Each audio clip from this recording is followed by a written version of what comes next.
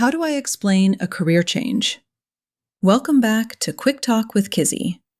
If you've been thinking about changing careers, you may have noticed that one question keeps coming up.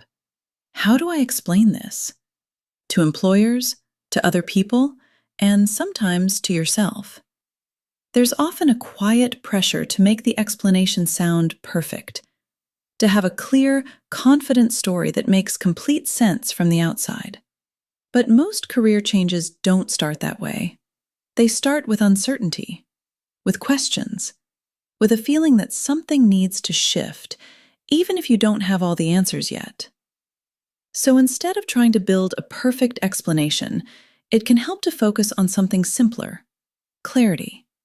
A clear explanation doesn't need to be long, it doesn't need to include every detail, and it doesn't need to convince everyone. It just needs to reflect your direction. You might say something like, "I'm moving toward work that aligns more closely with the kind of problems I want to solve." Or, "I'm transitioning into a role where I can use more of the skills I've developed over time." Notice what those statements do.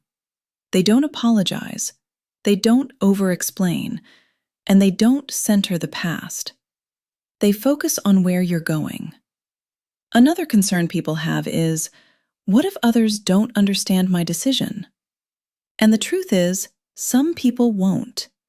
But understanding is not a requirement for your decision to be valid. You don't need universal approval to make a change that feels right for you.